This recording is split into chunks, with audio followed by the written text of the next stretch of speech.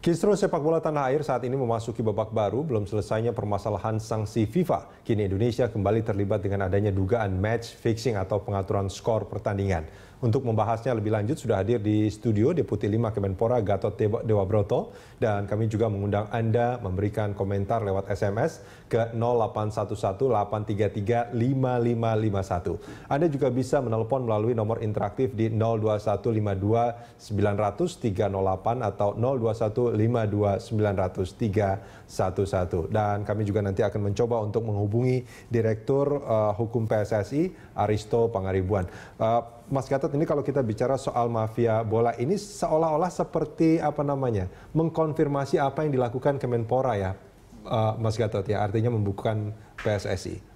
Saya kira alasan untuk pembekuan PSSI waktu itu tidak ada hubungan dengan pengaturan skor. Tidak ada hubungan, karena masalah administratif aja pada saat terkait dengan dua klub, ada Persebaya dan Arema yang notabene belum mendapatkan rekomendasi dari Bobi, tetapi dibiarkan oleh PSSI, dan kemudian kami berikan SP1, SP2, SP3 dan akhirnya jatuh pada pembekuan tersebut. Nah, tapi pada saat proses pembekuan itu terus kemudian kan yang membuat semacam pembenaran lah apa yang dilakukan oleh Kemenpora dari keterangan-keterangan tim 9 misalnya, bahwa bukan hanya masalah administratif, tapi ini masalah yang begitu panjang karena PSSI memang mungkin tidak patuh dan juga banyak sekali match fixing itu sebetulnya. Iya, memang betul. Di berbagai media juga sudah disampaikan bahwa tim 9 pernah juga kedatangan oleh somebody, seseorang yang itu atas permintaan tim 9 kan? Itu atas permintaan tim 9 dan yang bersangkutan juga volunteer untuk merelakan dirinya untuk diundang. Tapi poinnya kembali tadi saya katakan, kami tidak ada alasan kuat untuk mengatakan bahwa pembekuan itu karena pengaturan skor. Karena waktu itu yang diurusin oleh tim 9 juga banyak, dan yang kedua juga yang ada bukti kuat bahwa kenapa AB terhadap peraturan itu hanya karena masalah kemudian dua klub itu. Oke, Mas Gatot, sebelum kita lanjutkan, kita punya satu rekaman ya yang mungkin juga banyak sudah didengarkan. Kita coba untuk tampilkan kembali rekaman perbincangan mengenai adanya pengaturan skor dalam pertandingan sepak bola. Das. Ya. Indonesia bagaimana? Gimana Indonesia? Pasti kalah. Saya kan saya cakap, mesti Thailand menang. Indonesia kalah. Thailand menang. Kalah. Thailand menang. Indonesia kerja? Saya punya kabarnya Indonesia kerja.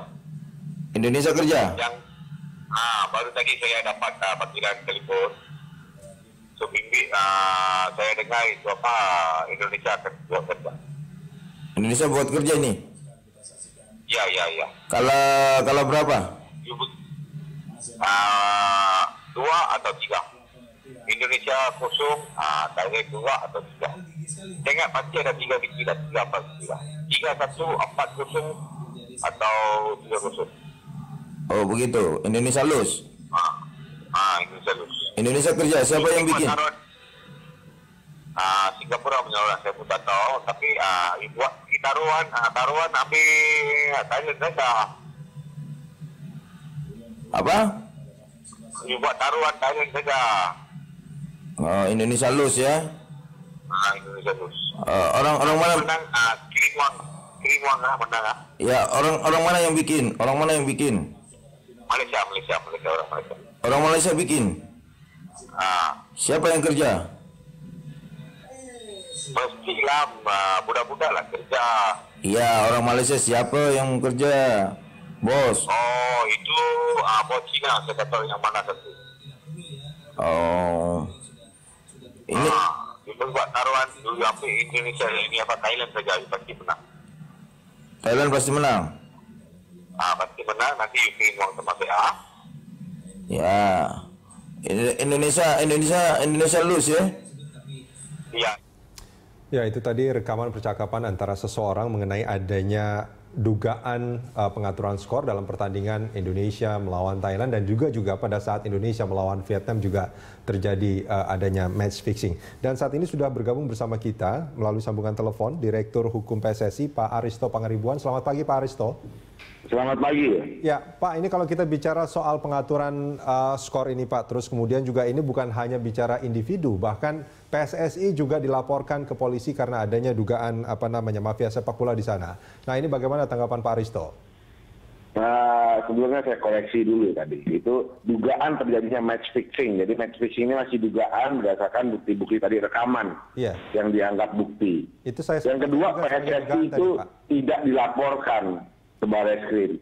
Bahwa rekaman itu dilaporkan oleh sebuah civil society, bilang saja begitu, itu bukan laporan, itu bukan tanda bukti lapor, itu hanya tanda terima surat pengaduan. Nah, ini yang saya harus luruskan nih. Oke. Karena saya sudah lihat itu bukan TBL. Kalau tanda bukti lapor itu kodenya TBL. Nah, tapi di atas semua itu sebenarnya begini, bahwa match fixing ini betul bahwa salah satu tanggung jawab yang besar adalah induk organisasi cabang olahraga. Tetapi bukan hanya itu, karena peristiwa match fixing ini adalah cross border. Di situ ada urusan sepak bola, ada urusan penegakan hukum pidana, ada juga fungsi pengawasan baik dari civil society maupun dari pers. Itu yang harus ditegaskan. Betul bahwa PSSI sudah mempunyai perangkat-perangkat hukum sendiri untuk menegakkan atau untuk mengawasi suatu peristiwa match fixing berdasarkan jurisdiksinya atau berdasarkan skopnya. Misalnya PSSI punya integrity department yang bekerjasama dengan Badan Sports Radar yang berfungsi sebagai watchdog dari upaya preventif match fixing. Nah, kemudian peristiwanya sendiri ada yang namanya komisi disiplin, komisi banding. Misalnya pada waktu PSIS, Heri Kiswanto itu walaupun dia pemain tim nasional dulu, di-ban for life oleh PSSI. Nah, kemudian itu penegakan hukum bisa masuk lewat polisi sebenarnya. Misalnya kita punya di KUHP tentang perjudian dan Undang-Undang Tindak Pidana Suap swasta. Iya, Pak Aristo, halo. Oh, terputus, nanti kita akan coba untuk sambung kembali. Ya, Mas Gatot, ini kalau kita bicara soal match fixing, ini dari keterangan yang mungkin sudah dicatat oleh tim 9, sebetulnya ini benar ada dan terjadi secara luas atau bagaimana sebetulnya, Mas Gatot? Jadi sebagai informasi pada tanggal 4 Maret 2015 itu kami pernah kedatangan oleh seseorang yang dia mengaku tahu banyak tentang masalah match fixing gitu.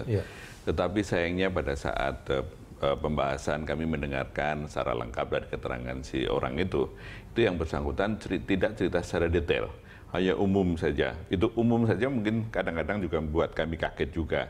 Cuma sayangnya pada saat kami contoh tanya, umumnya itu seperti apa maksudnya? Misalnya di mana sih pernah terjadi kejadian untuk match fixing di Indonesia? Lah, apakah itu hanya terjadi pada di kota-kota tertentu? Lalu level kasta sepak bolanya apa saja? Tapi pada saat kita tanya siapa saja yang kemungkinan terlibat, dia ragu-ragu karena waktu itu tidak percaya sepenuhnya kepada tim 9. Apakah tim 9 ini solid bisa menjaga informasi atau tidak? Tapi poinnya adalah bahwasanya sekarang ada geger-geger tentang ini. Kami tidak kaget karena sudah ada yang menceritakan itu. Karena sudah ada yang menceritakan. Kalau tadi dikatakan bahwa levelnya di tingkat apa aja dan di kota mana aja itu jawab. Itu tidak dijawab. Itu tidak Jadi dijawab. bikin penasaran kami. Makanya waktu itu kami sempat agak disindir oleh sebagian publik atau beberapa media tertentu. Loh, kok tim 9 tidak mampu mengungkap indikasi atau dugaan match fixing. Lalu kami katakan, kami kan ad hoc yang kredibel. Orang-orang yang hadir di situ kredibel.